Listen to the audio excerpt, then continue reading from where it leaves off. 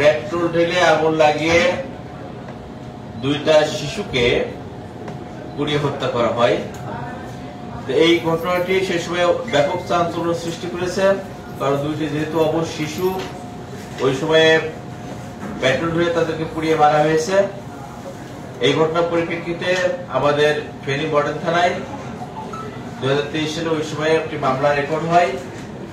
ওই মামলা এজাহার নামে আসামি থাকলেও আমরা ওই পরিবারের মধ্যে তাদের ভাই বোন এবং ভাইয়ের ওয়াইফ, বোনের হাজবেন্ড, তাদের মধ্যে সম্পত্তি সংক্রান্ত বিভিন্ন কনফ্লিক্ট ছিল।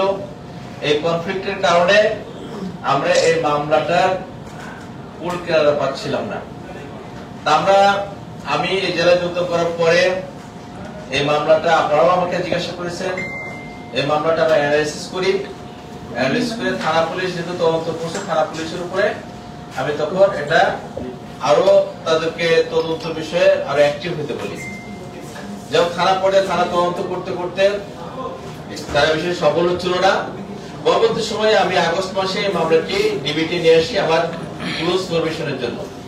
ডিবিটি নিয়ে আসার পরে মামলাটি নিয়ে আমি অ্যানালাইসিস করে দেখলাম যে আমাদের একটি আসামিকে যদি আমরা ধরতে পারি তাহলে আমরা এই মামলার টোটাল ফাইলটা আমরা ফ্যাক্টটা আমরা উদ্ঘাটন করতে পারবো। সেখানে এই মামলার আসামি ছিল কামাল উদ্দিন জনি।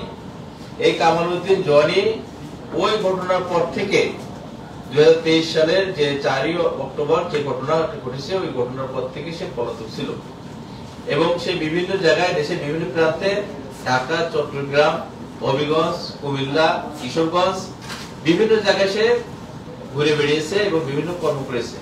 এবং সে এতই ক্লেভার যে তার নাম পরিবর্তন করছে, কিন্তু সে কাসিম নাম পরিবর্তন করছে। কাসিম নাম পরিবর্তন করে সে নিজেকে আত্মগোপনে রাখছিল এবং সে কিন্তু কোনো ডিভাইস ইউজ করতো না, কোনো মোবাইল কিংবা কোনো ডিভাইস ইউজ করতো না।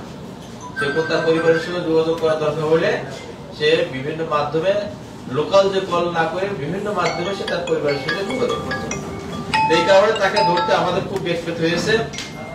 আমরা আমাদের এই ডিবি টিম গত 3 দিন যাবৎ বিভিন্ন জায়গায় অপারেশন করেছে। ঢাকা, চট্টগ্রাম, সিলেট, হবিগঞ্জ, কিশোরগঞ্জ বিভিন্ন জায়গায় অপারেশন করেছে, একটা অপারেশন করেছে এবং এক্ষেত্রে আমরা বিভিন্ন লোকের সহযোগিতা নিয়েছি।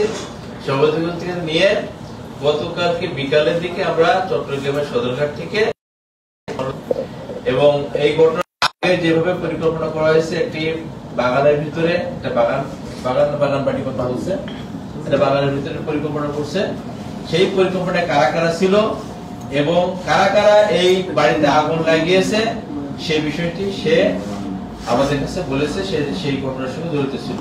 আমরা তদন্তের স্বার্থে সে নামগুলো এখন বলছি না, কারণ আমাদের মামলা আরো কিছু কার্যক্রম বাকি আছে। আমরা এখন যে মামলাতে কুলকে পাচ্ছিলাম না, তাকে আটক করার পরে এবং তার স্বীকারোক্তির পরিপ্রেক্ষিতে আমরা এই মামলার একটি আপনাদের সাথে আজকে আমাদের